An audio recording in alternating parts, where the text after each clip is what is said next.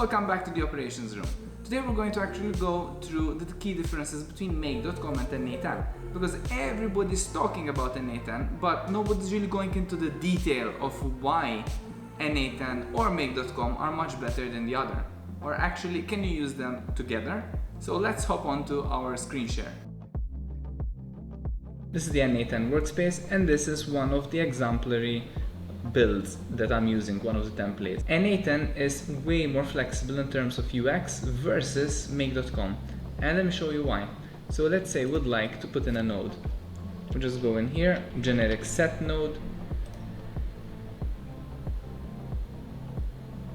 We can put it as JSON, and we're going to keep it as this. But this is pretty much the node being done.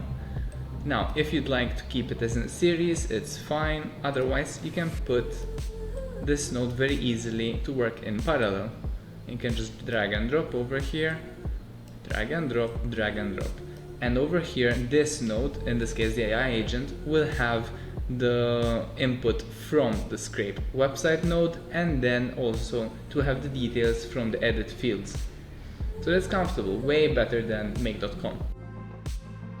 The second point is there are AI agents on N8N, and this is great because you can actually use AI. It can find and read all the inputs from different nodes, and then according to the specific prompt, tools, memory and the AI model, you can actually create a systematic flow that doesn't need 100 nodes, but it just needs a plain English proper prompt. And like that you can actually expand the whole workflow. And you can also create chatbots, you can create different things over here that unfortunately on make.com we just can't do that. Let's have a look at how the AI prompt is created.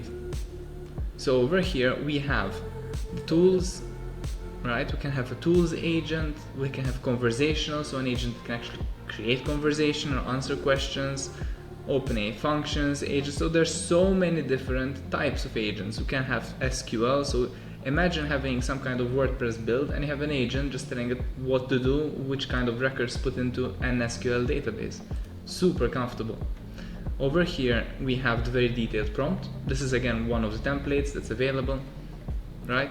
It's very detailed, so I suggest to go through it and understand how it's built so that you can build something of the same quality immediately. And over here you have the different sections that you need actually to connect. Let's have a look at which AI models are actually available here.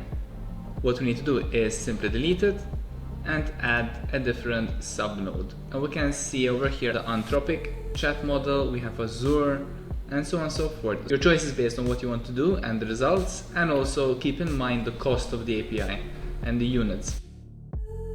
The next point is a bit of a big one over here, and it's related to Google Sheets. So I had a lot of work with Google Sheets for the past few weeks, and let's have a comparison. So on make.com, in order to create a sheet and to populate it automatically, okay, we need two nodes, and it is the create a spreadsheet node, and then we have the bulk add rows node. And let me show you this one here. So bulk add rows, you just need to put in the sheet name, which has been specified already on the previous node, or module in this case. And then over here you just need to put in row 1 and you map exactly what you need, okay? Header 1, 2, 3, 4, 5, 6, and this will actually print for the first 5 columns. And then on the second row we're going to have these numbers 1, 2, 3, 4, 5. This is a super basic example, guys. Now, to achieve this on N8N, it's a bit of a headache. Let's have a look at the workflow. We have 2, 3, 4, 5. We have 6 nodes over here instead of the 2 nodes or modules on make.com. And let's have a look at why this is happening. So over here, first we have the create a spreadsheet node. Literally it creates a spreadsheet with specific sheets. Then we have to specify the headers as JSON data. So let's open it. And over here I have literally the same header 1, header 2, 3, 4, 5.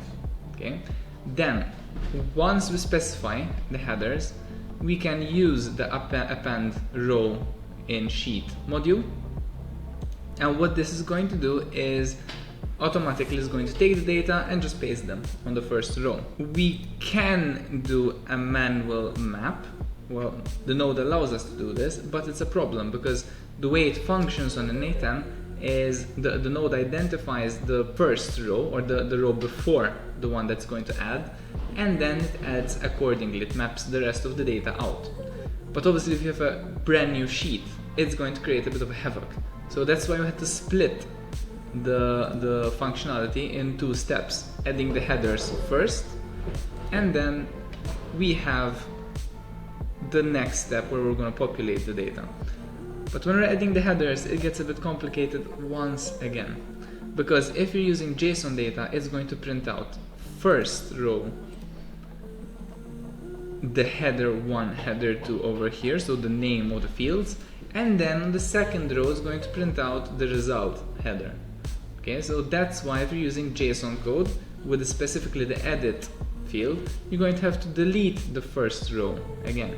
So this is getting us into our 4th node. Then how are we going to populate the body, the rest of the data? We need a code node. And over here, you're going to have to create JSON/JavaScript. So you're going to have to use the return JavaScript function in order to push out this JSON data. Okay? And then once you do that, the next module should be the append row, which is going to create additional rows based on your code. So you can understand now, make.com, it's more finalized as a product, as a module, but it doesn't give you as much control. Because obviously if you have all these little nodes in N8N, you can specify different things, you can add different functions, different fields, and much more.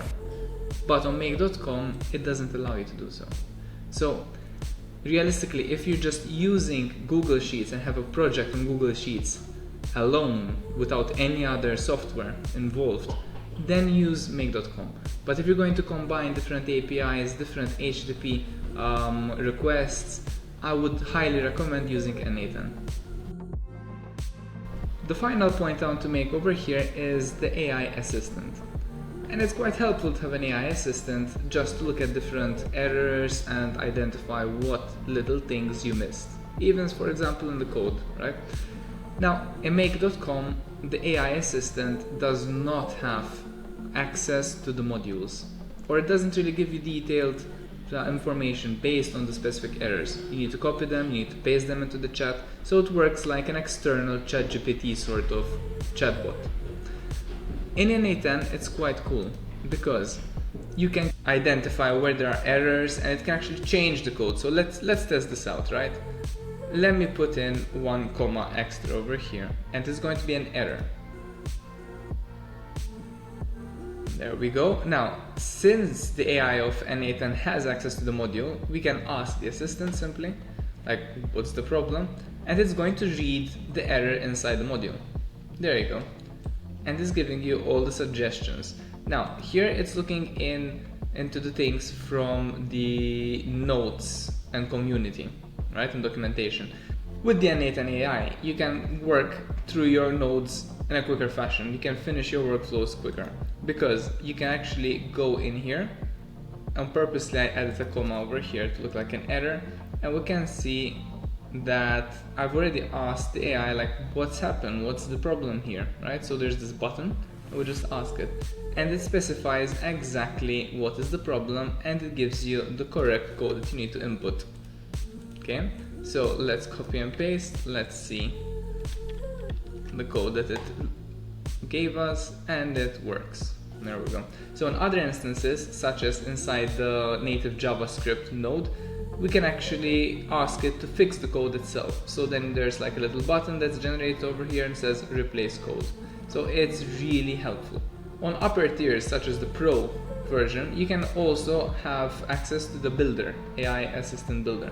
So it will build literally the entire workflow based on a prompt that you create, which is quite helpful because especially if you're new to N8N and you're not familiar with all the nodes, it will help you build things quicker. But again, you're going to have to go on every single node and set the credentials yourself. So guys, that's the screen share tutorial over here and all the nodes. Thank you. There you have it, guys. So we went through some brief differences between make.com and N8N. Now, if you're interested in using make.com in the future, please check out my playlist on the recruitment automation funnel that I created, and you'll get some different skills, some different tips, and so on and so forth. If, however, you're interested in N8N builds, I'm going to be launching them in the near future, some little brief generic builds so that you can understand how to use certain nodes and modules. So feel free to like and subscribe, and you'll get notified whenever I launch some N8N builds. Thank you guys.